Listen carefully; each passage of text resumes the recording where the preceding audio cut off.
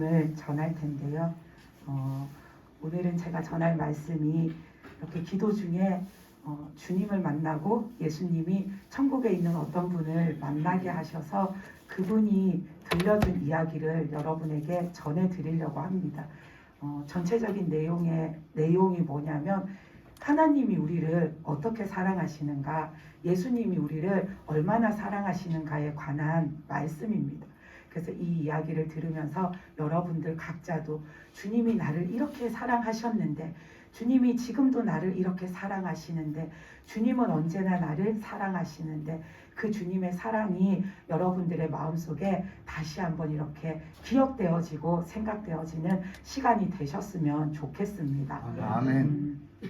제가 어느 날 이렇게 기도를 하는데 이렇게 주님이 제 앞에 보이셨어요. 예수님이 보이셨어요. 근데 예수님이 어떤 날은 다 보이시고, 어떤 날은 얼굴만 보이시고, 어떤 날은 그냥 멀리 계신 것처럼 너무 커서 그렇게 보일 때도 있는데, 그날은 예수님의 발이 보이는 거예요. 근데 예수님의 발을 이렇게 제가 서 있고 예수님이 서 있어서 이렇게 제가 시선을 아래로 떨어뜨려 보는 게 아니라, 예수님의 발이 제 앞에 있으면 제 눈도 예수님의 발이 있는 그 위치에 이렇게 있어서 제 시선에서 예수님의 발이 이 앞에 보이는 거예요.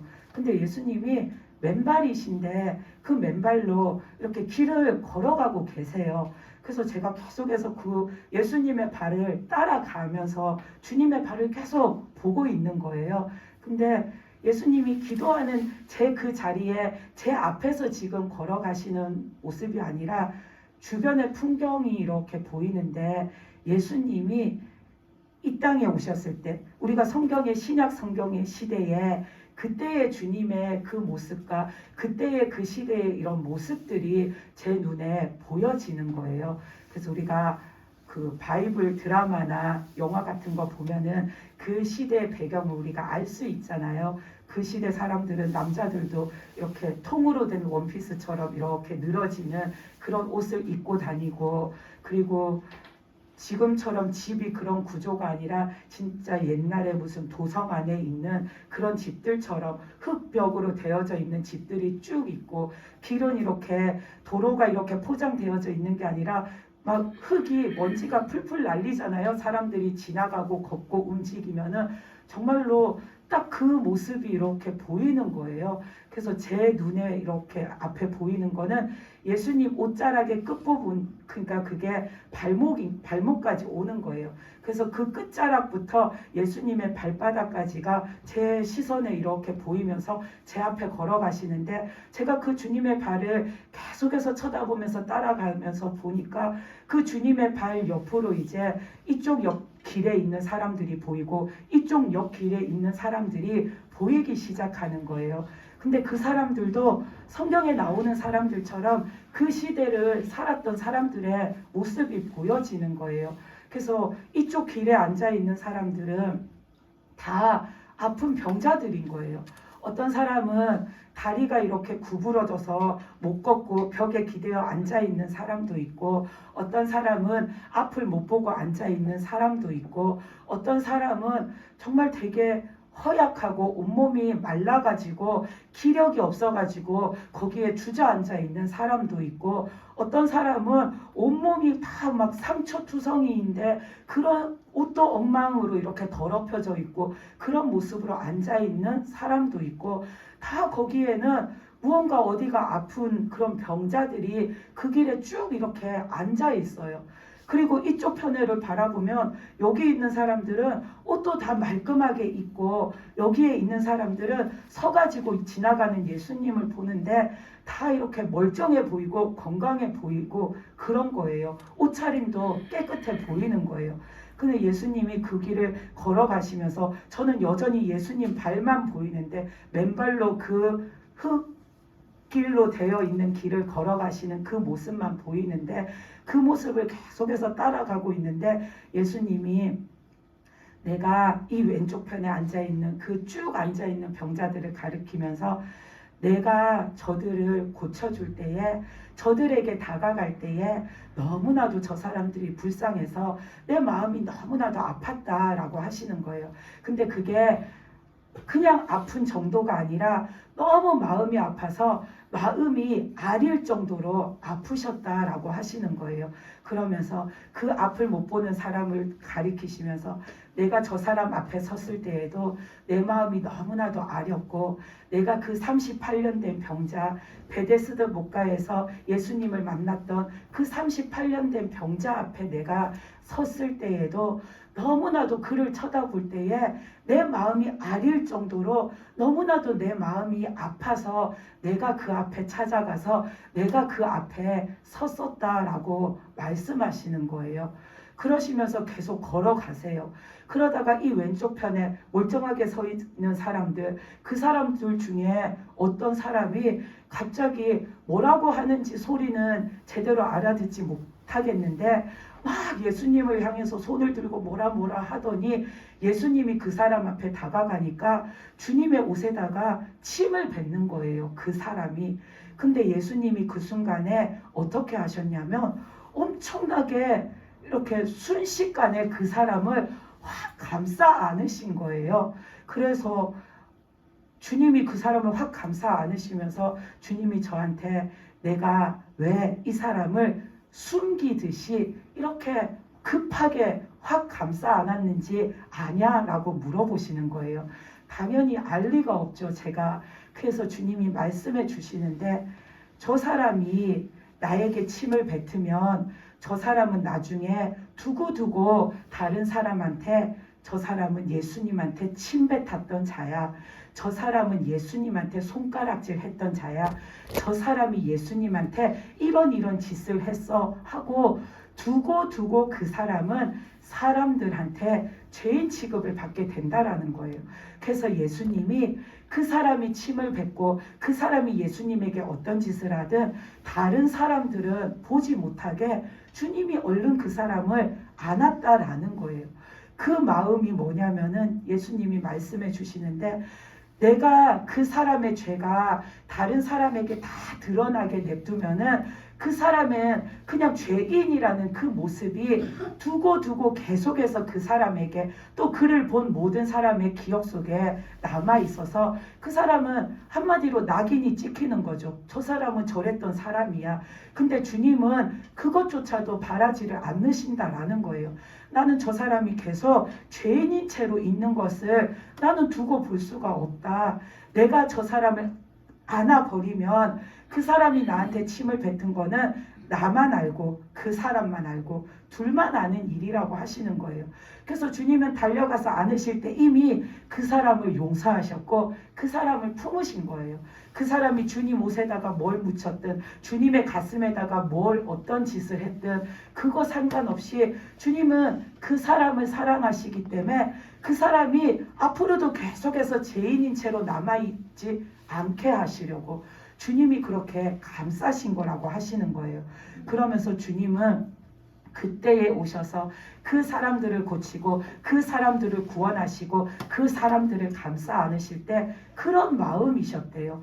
그러면서 이제 주님이 또 계속 걸어가세요. 그래서 저는 계속 그 주님의 발을 쳐다보면서 따라가는데 어느 순간 주님의 오른쪽 다리가 안 보이는 거예요. 그러다가 또 어떻게 보면 또 왼쪽 다리도 안 보이는 거예요. 왜 그럴까? 그러는데 주님이 또 말씀하시는 거예요. 나는 저 병자들을 고쳐줄 때에 그냥 덤덤하게 찾아가서 내가 예수니까 그냥 너 병이 나아라, 너 구원받아라 이렇게 한 것이 아니다. 나는 저 사람에게 진짜 내 다리가 필요하면 내 다리를 주려고 했고 그 사람에게 내 눈이 필요하면 진짜 내 눈을 주려고 했고 그 사람에게 내 생명이 필요하면 나는 내 심장도 꺼내주려고 했다. 나는 그를 그만큼이나 사랑하는 마음으로 그렇게 마음이 아릴 정도로 그를 보면은 불쌍하고 가여운 마음으로 내가 그 사람 앞에 가서 선 것이라고 하시는 거예요. 그러면서 저한테 너는 누구를 위해서 네 다리를 잘라주고 네 눈을 내어주고 네 심장을 떼줄 수 있냐 물어보시는 거예요. 근데 선뜻 대답이 안 나왔어요. 예전에 진짜 처음 믿었을 때 아무것도 모를 때에는 아마 오히려 대답하기 쉬웠을 거예요. 당연히 줘야죠 주님 그랬을 거예요. 근데 어느 정도 믿음 생활을 하고 나니까 주님 앞에서 진짜 내 마음을 말해야 되는데 곰곰이 생각하게 되는 거예요.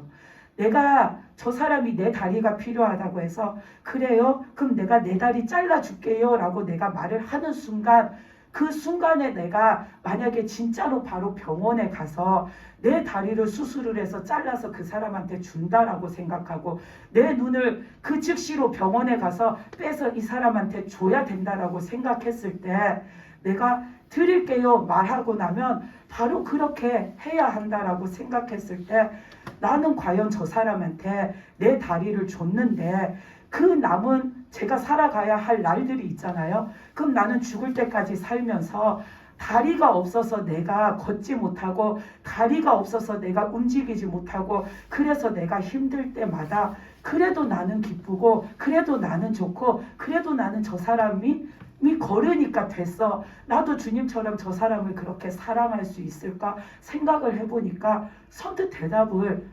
못하겠는 거예요. 그래서 그렇게 망설이고 있는데 주님이 다시 그러시는 거예요. 나는 그런 마음으로 저들 앞에 섰고 나는 그런 마음으로 너희를 구원했다라고 말씀하시는 거예요. 그러면서 주님이 나는 그만큼 너희를 사랑한다라고 하셨어요. 그래서 그 말씀을 들으면서 이렇게 계속 주님의 발을 보면서 걸어가고 있었는데 어느 순간 보니까 제가 주님의 손을 잡고서는 이렇게 걸어가고 있는 거예요. 걸어가다 보니까 어느 순간 몸이 붕 뜨면서 이렇게 천국에 들어가게 됐어요.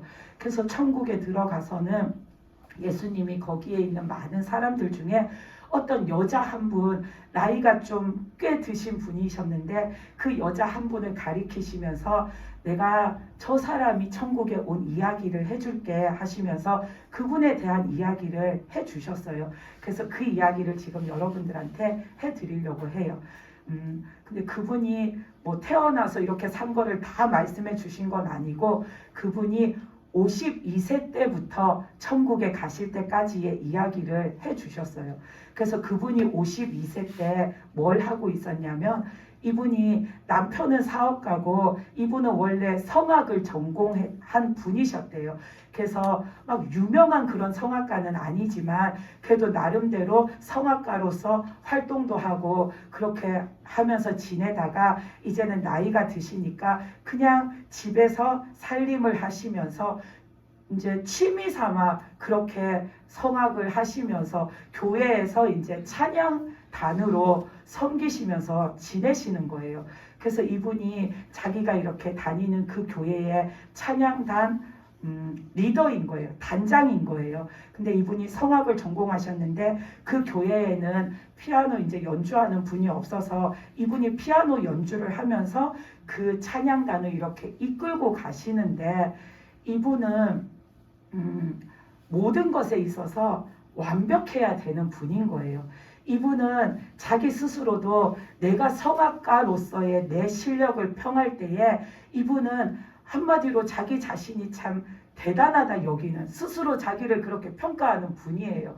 그래서 이분은 교회에서 찬양단을 이끌고 갈 때에도 내가 맡고 내가 이끌고 가는 이 찬양단은 완벽해야 돼. 실수가 있으면 안 돼라고 생각하는 거예요.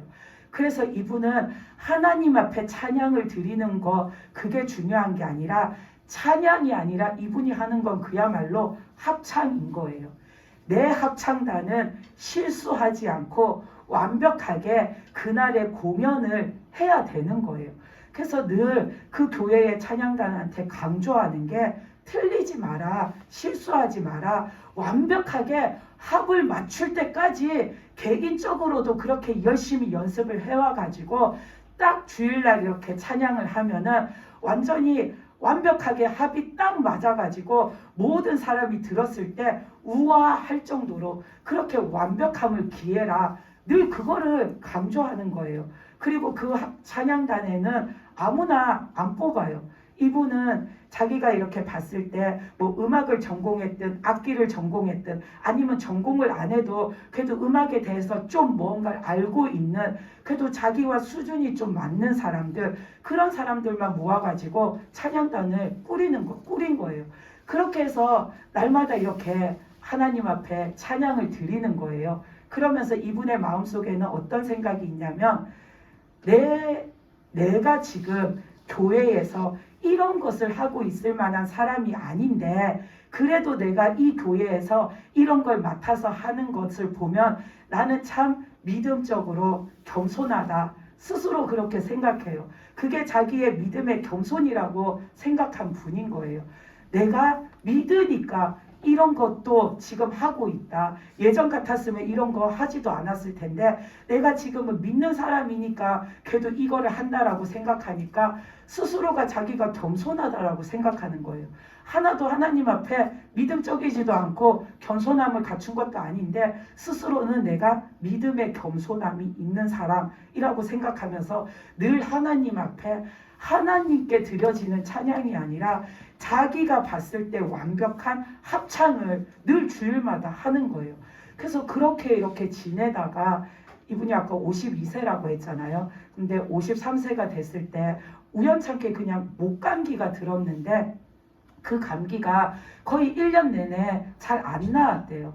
목감기가 들었는데 약을 먹어도 병원을 다녀도 그게 안 낫고 계속 기침이 나더래요. 그러니까 이분은 엄청나게 스트레스를 받고 산 거예요. 자기 그 성악가로서의 자신의 목소리와 자신의 실력과 자신의 그 캐리어에 엄청난 자부심을 갖고 있는 분인데 자기 목 상태가 늘 그러니까 스트레스를 받고 사는 거예요. 그래서 늘 기침하고 또 목감기가 들면 평소 내 목소리하고 다르게 그 소리가 나잖아요. 그것도 이분한테는 스트레스인 거예요. 그래서 그런 것 때문에 짜증스럽게 1년을 지냈어요. 그러다가 이분이 54세가 됐는데 어느 날 운전을 하고 가다가 미미한 교통사고가 난 거예요. 앞차랑 이렇게 부딪혔는데 세게 부딪힌 것도 아니고 그냥 이렇게 살짝 부딪혔는데 자기 몸이 이렇게 흔들하면서 핸들에 이렇게 하면서 목을 이렇게 살짝 부딪혔어요. 근데 그게 계속 아파서 병원을 갔는데 아무 이상이 없다고 하는 거예요. 목뼈에도 아무 이상이 없고 근육에도 이상이 없고 아무 이상이 없다라고 하는데 이분은 그게 계속 아픈 거예요. 그러다가 목소리가 안 나오는 거예요. 어느 날부터 목소리가 안 나와요. 그러니까 이분으로서는 진짜 완전히 절망적인 상황이 온 거예요. 자신의 그 목소리, 성악가로서의 실력, 그것만으로 그 자부심으로 살았던 사람인데 목소리를 잃어버리니까 이분은 절망적인 거죠. 그래서 그 교회에서 이제 찬양단을 할 수 없는데 그 교회에는 반주자가 없으니까 할 수 없이 피아노 연주는 계속 하셨대요. 근데 이제 그 찬양단의 리더는 다른 분이 이렇게 맡으신 거죠. 그래서 다른 분이 맡아서 이제 지휘를 하시는데 근데 그분은 뭘 강조하냐면 늘 하는 말이 찬양단원한테 하는 말이 진정으로 우리는 진정으로 하나님 앞에 찬양해야 합니다. 늘 그 말만 하는 거예요. 이 새로 오신 분은 찬양단이 하다가 실수하는 거는 별 상관이 없어요. 실수해도 거기에는 크게 신경 쓰지 않아요. 근데 늘 강조하는 게 우리는 하나님 앞에 찬양 드리는 거기 때문에 하나님이 기뻐하시도록 하나님이 받으시도록 우리가 드리는 이 찬양이 은혜가 되도록 우리는 진정으로 마음을 담아서 하나님 앞에 찬양해야 한다고 그것을 늘 강조하는 거예요. 근데 이분은 그 피아노 반주를 하면서 보니까 실수를 해도 그냥 이렇게 다음에 잘 맞춰서 하면 되죠. 이런 식인 거예요. 이 리더자분이. 그러니까 이분의 입장에서는 못마땅한 거죠. 그리고 이렇게 보니까 자기가 이렇게 리더를 할 때보다 수준이 훨씬 이렇게 떨어져 보이는 거예요. 그래서 이분이 반주를 마지못해 하면서 속으로 늘 뭘 생각하냐면 아유, 내가 할 때보다 저 사람이 맡아서 하니까 진짜 찬양단의 수준이 확 떨어졌네. 그 생각을 하면서 이분은 늘 주일마다 피아노 반주를 한 거예요. 그렇게 지내다가 이분이 57세가 됐는데 그때까지도 목소리가 안 나오셨대요. 계속 말을 못하는 채로 그렇게 생활을 하시는데 그 57세가 됐을 때 어느 날 주일에 또 이렇게 그 피아노 반주를 하는데 한 번도 그 찬양단이 하는 그 찬양이 흡족한 적이 없었는데 그날은 찬양단이 하는 찬양을 듣고 있는데 너무나도 황홀하게 들렸대요. 너무나도 황홀하고 너무나도 아름답게 들렸대요. 그래서 이분이 왜 그렇지? 왜 그렇지? 하면서 계속 듣는데 들으면 들을수록 너무나도 아름다워서 속으로 피아노 연주를 하면서 속으로 생각하기를 야, 진짜 천사가 와서 찬양을 하면 아마 저런 소리가 아닐까 싶은 생각이 들 정도로 그 소리가 너무나도 아름답게 들렸대요. 그래서 그 소리가 너무 황홀해가지고 연주를 하다가 막 기뻐가지고 피식피식 웃음이 났다가 갑자기 막 눈물이 흐르려고 하다가 가슴이 막 뭉클뭉클 하다가 온갖 감정이 다 그분한테 밀려 들어오는 거예요. 그래서 너무나도 이상하다 하고 그렇게 주일 예배를 드리고서 집에 가가지고 다시 한번 곰곰이 생각을 했대요. 오늘 그 교회 찬양단이 찬양을 어떻게 했지? 어떻게 했길래 오늘 그렇게 들렸지? 곰곰이 생각을 했는데 다시 그들이 했던 찬양을 이렇게 머릿속으로 생각을 해보니까 완벽한 찬양이 아니었대요. 왜냐하면 소프라노 파트가 내야 되는 소리를 제대로 못 냈대요. 그리고 중간중간 몇 군데 틀린 곳도 있었대요.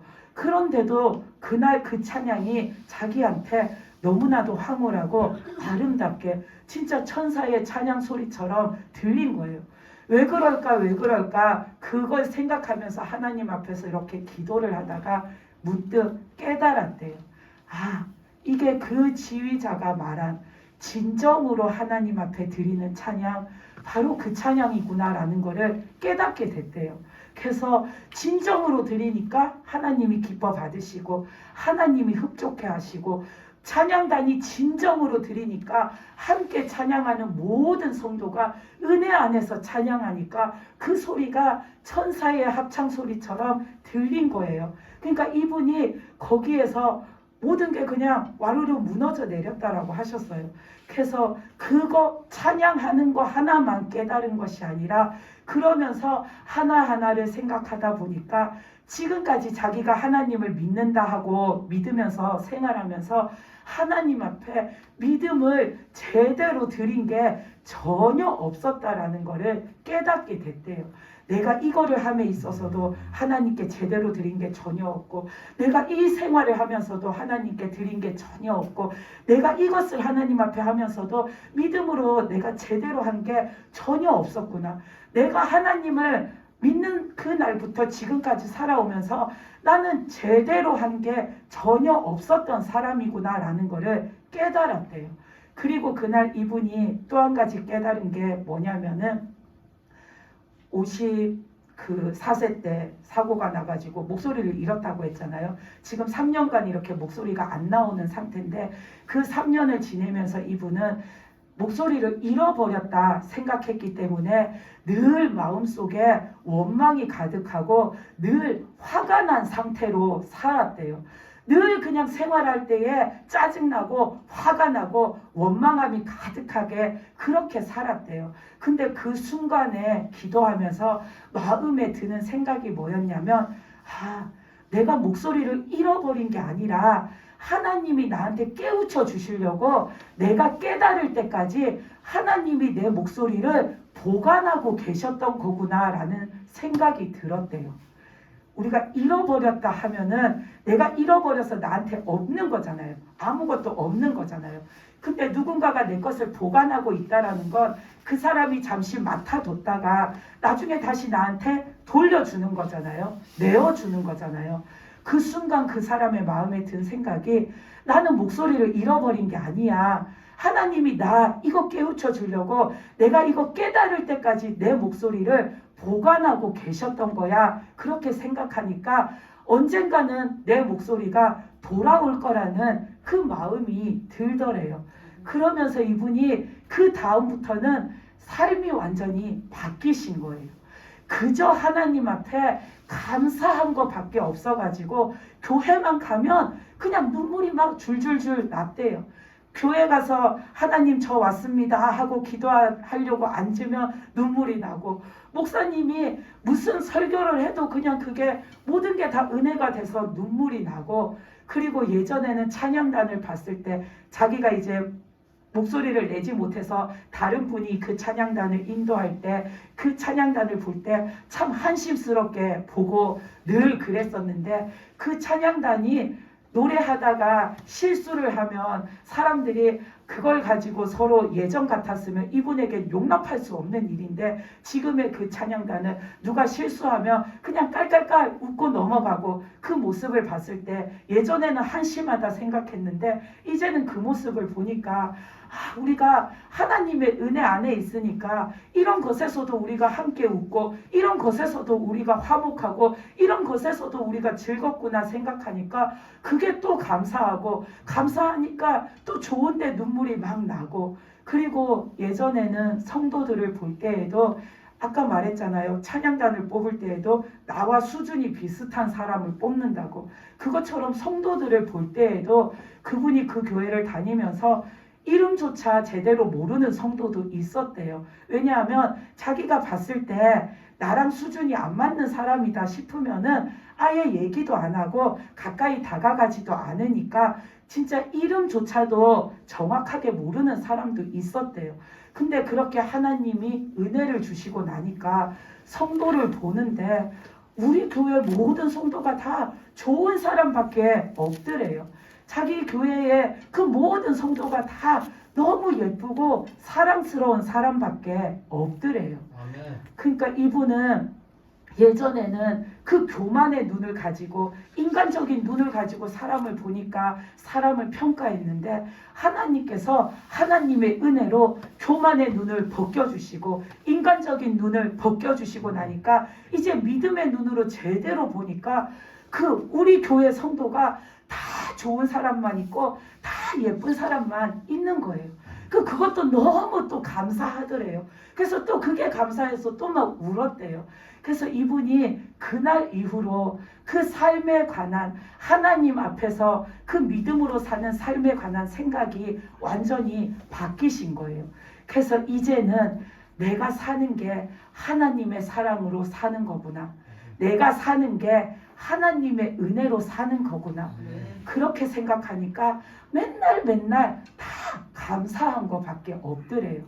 그래서 이제는 마음이 변화되어져서 그렇게 맨날 감사하면서 하나님을 바라보고 하나님 앞에서 믿음으로 살려고 노력하며 자기의 믿음을 쌓아가면서 이렇게 살다 보니까 그분이 아까 57세였잖아요. 근데 이분이 60세가 됐을 때에 어느 날 목소리가 돌아왔대요.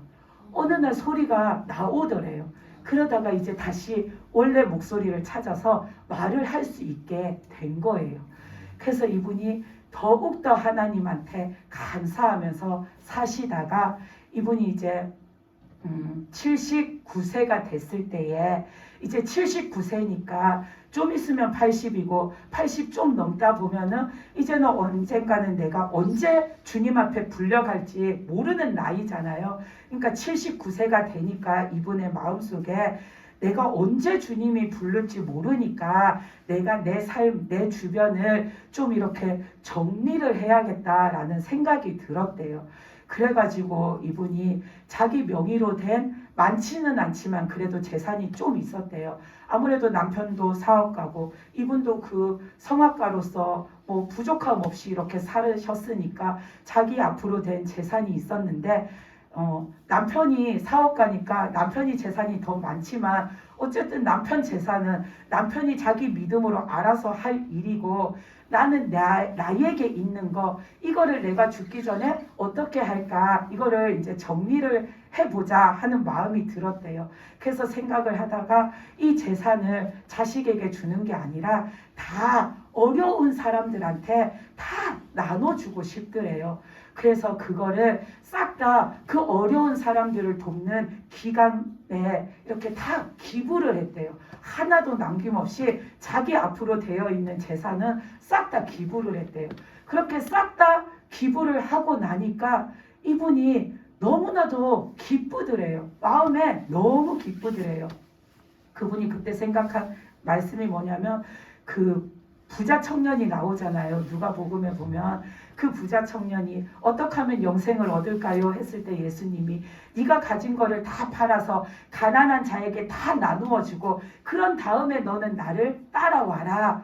그러면은 그게 네가 영생을 얻는 길이다 했을 때 그 부자 청년은 그거를 못했잖아요. 자기 그 재물을 팔아갖고 남에게 다 나누어 주는 일 그거를 못했잖아요. 근데 이분은 그거를 싹 다 자기 거를 싹 다 그렇게 나누어 주고 아무것도 없는 그 통장을 보고 있으니까 너무 기쁘더래요. 야, 부자 청년은 못했는데 나는 이걸 주님 앞에 드렸구나 생각하니까 너무 기쁘더래요. 그때부터는 나는 이제 주님 따라서 천국 갈 일밖에 안 남아 있어 생각하니까 너무나도 신나고 마음이 그렇게 기쁠 수가 없더래요. 그렇게 해서 그분은 자신이 가지고 있는 그 소유, 그것도 하나님이 은혜로 주신 거니까 내가 이 땅에 살 때는 그 은혜를 받고 그것을 쓰고 살지만 천국 가면은 이제 필요 없잖아요. 그분에게. 그러니까 나에게 있는 이 하나님이 주신 은혜를 어려운 사람에게 다 나누어 주고 싶어서 그거를 싹 다 나누어 주고 그리고는 이제 남은 날을 더 주님 앞에 믿음으로 이렇게 사시다가 83세까지 사시다가 그 천국에 가셨대요. 그래서 그 천국에 지금 천국에 있는 그분이 저를 보고서는 이런 말씀을 하시는 거예요. 하나님의 사랑이 얼마나 큰지 아냐고. 하나님의 사랑이 크다 하지만 차마 우리가 말로는 다 그것을 표현할 수 없는 그만큼 큰 하나님의 사랑이다 라고 하시는 거예요. 그러면서 그분이 내가 세상에서 살 때에는 예수님을 조금밖에 못 만나고 살았는데 그래도 예수님이 나를 생각하시고 나를 사랑하셔서 내가 천국에 와서 이렇게 예수님을 계속 본다라고 하시는 거예요. 그분이 말한 내가 세상에 살 때 예수님을 조금밖에 못 봤다라는 건 그분이 오랫동안 교회를 다녔지만 진짜 예수님을 만난 거는 그 57세의 나이가 됐을 때 그 찬양 소리를 들으면서 하나님이 깨우쳐 주셨을 때 그때 비로소 주님을 보게 된 거잖아요. 그 57세가 돼서야 주님을 비로소 제대로 만나서 83세까지 주님을 만나는 생활을 한 게 이분한테는 너무나도 그 시간이 짧다고 느껴지신 거예요. 그래서 내가 주님을 조금밖에 못 만났는데 만약에 주님이 나를 끝까지 사랑하지 않으셨으면 행여라도 내가 천국 못 올 다른 일을 또 저질렀으면 내가 이 천국에 못 왔을 텐데 주님이 끝까지 나를 사랑하셔가지고 그 세상에 살 때 주님을 조금밖에 못 보고 산 게 아쉬웠는데 지금은 내가 이렇게 천국에 와가지고 예수님을 계속 보고 있어가지고 너무나도 행복하다라고 하시는 거예요. 그러면서 그분이 또 말씀하신 게 뭐냐면 내가 주님을 만나고 나서 세상에서 살면서 깨달은 게 뭔 줄 아냐? 하나님의 사랑이 너무나도 크다는 거. 그 사랑은 진짜 우리가 말하는 그런 사랑으로는 갖다 붙일 수 있는 게 아니라는 거. 그거를 깨달았다라고 말씀하시면서 그분이 하나님께서 나를 너무나도 사랑하시니까 나한테서 목소리를 앗아가시면 내가 얼마나 괴로워하고 내가 얼마나 힘들어하고 내가 얼마나 좌절할지 하나님이 모르셨겠냐? 다 아셨을 거다. 내가 얼마나 아파할지 하나님은 아셨을 건데 내가 그냥 그 모습 그대로 있으면 더욱더 내가 하나님 앞에 아픈 자가 되고 괴로운 자가 되고 멸망받을 자가 될 걸 아시기 때문에 나한테서 목소리를 뺏어가서 내가 괴로워하는 모습을 보는 하나님 마음은 더 아프시겠지만 그래도 하나님은 그 아픈 마음을 꾹 참으시고 나한테 그 일을 행하신 거다. 그게 하나님이 나한테 주신 사랑이다라고 하시는 거예요. 하나님이 그렇게 내 목소리를 잠깐 가져가서 보관하시면서 나에게 그 깨우침의 시간을 주지 않았으면 내가 지금 이 천국에 없을 거다. 하나님은 내가 그 목소리가 돌아올 때까지의 그 3년의 시간을 지내면서 내가 얼마나 괴로워하고 내가 얼마나 하나님을 원망했는지 그거 다 아시고 그럴 때마다 하나님도 아프셨을 텐데 하나님은 나를 살리기 원하시는 그 사랑 때문에 하나님 마음 아픈 거를 꾹 참으신 거라고 그렇게 말씀하시는 거예요. 그러면서 이분이 또 뭘 말씀하셨냐면 내가 그렇게 목소리가 안 나올 때 얼마나 하나님을 원망하고 얼마나 하나님한테 악하고 독한 말을 많이 퍼부었는지 모른다라고 그렇게 말씀하셨어요. 그 사람 입장에서는 그때는 진짜 얼마나 하나님이 원망스럽겠어요. 자기 딸에는 믿음 생활도 하고 있고 내가 이렇게 하나님 앞에서 열심히 살고 있다라고 생각하는데 어느 날 목소리가 안 나오는데 그때는 그냥 그 사람에게는 사고로 인한 거라고 생각되어지니까 이거 하나님은 왜 안 고쳐주실까? 병원에 가도 아무 이상 없다는데 왜 하나님 이거 안 만져주실까? 안 고쳐주실까? 날마다 하나님을 원망하면서 하나님 앞에 온갖 악하고 독한 말을 퍼부었대요. 그래서 지금 생각하면 진짜 어떻게 하나님께 그런 말을 했을까? 아찔할 정도로 그렇게 악하고 독한 말을 퍼부었는데도 하나님께서는 나를 사랑하셔갖고 나를 꼭 품어 안으셔갖고 나를 갖다가 녹여내어 주셔가지고 내 그 악한 모습을 녹여내어 주셔가지고 내가 지금 이 천국에 와 있는 거라고 그 말씀을 하시면서 하나님의 사랑은 그런 거라고 진짜 얼마나 크신 사랑인지 우리가 감히 알 수 없을 만큼 큰 사랑이라고 그러시는 거예요. 하나님은 우리가 아프면 본인 그 하나님의 마음이 더 아프시지만 그래도 나를 사랑하시기 때문에 하나님 마음 아픈 거는 꼭 참고 나를 위해서 일을 행하시는 하나님이시다라는 거를 그분이 말씀해 주셨어요. 제가 앞서서 예수님 이야기를 했잖아요. 예수님이 그 아픈 사람들 앞에 서셨을 때 주님은 너무나도 그들이 가여워서 마음이 아릴 정도로 아픈 그 마음을 가지고 섰다고. 주님이 그 마음을 가지고 그들을 고쳐주신 거는 그들을 사랑하기 때문인 거죠. 그래서 우리는 주님 앞에 살아가면서 힘든 일을 당할 때 나 힘들어요, 나 괴로워요, 나 어려워요 하는데 그렇게 힘들어하고 괴로워하고 어려워하는 나를 보고 계시는 예수님의 마음은 더 아프시다라는 겁니다. 그렇지만 주님이 나를 고치기 위해서는 주님 마음도 아픈데 주님은 참고서 바라보시는 거예요.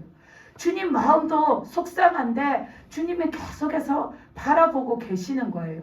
왜냐하면 주님 마음이 아프시지만 주님이 그래도 나에게 그 일을 행하셔야 내가 고침받고 내가 나아지고 내가 살 수 있고 내가 구원받을 수 있기 때문에 안 그러면 그분처럼 그렇게 깨닫는 날이 예수님의 사랑으로 주님을 만나는 날이 내 인생에 오지 않으면 나는 여전히 다리 굽은 병자로 살게 되고 앞 못 보는 병자로 살게 되고 나는 걷지 못하는 병자로 살게 되고 나는 온몸이 다 멍투성이 재투성이 흙먼지를 뒤집어 쓰고 그 길바닥에 나뒹굴어도 아무도 나를 이렇게 일으켜 세워줄 사람이 없는 그런 영혼으로 내가 살아야 하는 거 그거를 아시기 때문에 예수님이 나를 세우기 위해서 나를 일으키실 때에 내가 아파요, 나 힘들어요, 나 고통스러워요 할 때 주님 마음도 아프시지만 주님은 그거를 꾹 참고 나를 일으켜 세우시는 거라는 걸 예수님이 그거를 말씀해 주시는 거죠. 그리고 아까 그 길에 서 있던 사람이 예수님에게 침을 뱉을 때 예수님이 그 사람을 안아준 것은 그 사람을 용서하는 것도 있지만 그 사람이 그 죄 때문에 예수님에게 침을 뱉고 예수님에게 손가락질하고 예수님에게 대들고 그 예수님을 대적한 죄 때문에 그가 계속해서 죄인으로 남아있게 하지 않으시려고 예수님이 누구보다 먼저 그 사람을 품에 꼭 품어 안으셔서 용서하시고 그를 사랑으로 씻어주시고 깨끗게 해주신 거죠. 그것처럼 주님은 우리를 그런 마음으로 사랑하신다라는 겁니다. 예수님은 다 우리들 앞에 정말 아린 그 아픈 마음을 가지고 너무나도 안타까워서 너무나도 가여워서 너무나도 사랑해서 도저히 그냥 지나칠 수 없는 그 사랑의 마음을 가지고 우리 앞에 와 계시다라는 겁니다. 그리고 내가 주님에게 어떤 잘못을 하든 어떤 죄를 짓든 그래서 주님의 가슴팍에 어떤 상처가 남든 주님은 그게 상관이 없으신 겁니다. 내가 더 이상 죄인으로 남아있지 않으면 그게 주님이 바라시는 거기 때문에 주님은 주님 가슴팍에 뭐가 남든 나 때문에 어떤 것이 주님 가슴팍에 상처로 남든 그거 상관없이 나를 갖다가 그렇게 꼭 안아주신다라는 겁니다.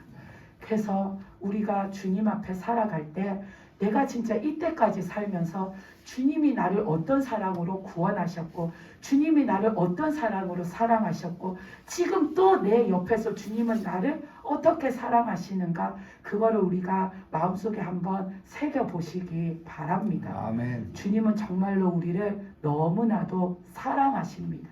사랑하시니까 다리도 내어줄 수 있고 눈도 내어줄 수 있고 심장도 내어줄 수 있고 네가 나한테 뭔 짓을 해도 내가 너를 안을 수 있다라고 말씀하시는 거죠. 저는 차마 너는 다리를 내줄 수 있냐? 너는 눈을 내줄 수 있냐? 너 심장을 줄 수 있냐? 너는 너한테 침 뱉는 사람 안을 수 있냐? 하셨을 때 선뜻 대답이 안 나왔는데 주님은 우리를 선뜻 안으시도록 그렇게 우리를 사랑하신다라는 겁니다. 그래서 우리가 이제 주님 앞에 살아갈 때 주님의 그 사랑을 더욱더 우리의 마음속에 새기며 살면서 나는 예수님이 사랑하는 자다. 나는 예수님의 사랑받는 자다. 나는 예수님의 사랑으로 사는 자다. 나는 예수님의 은혜로 사는 자다. 주님이 나를 사랑하시고 나도 주님을 사랑하며 살겠다라는 그 마음을 우리가 먹고 늘 그 사랑의 마음을 가지고 주님을 바라보면서 사는 저와 여러분이 되시기를 바랍니다. 아멘. 기도드리시겠습니다.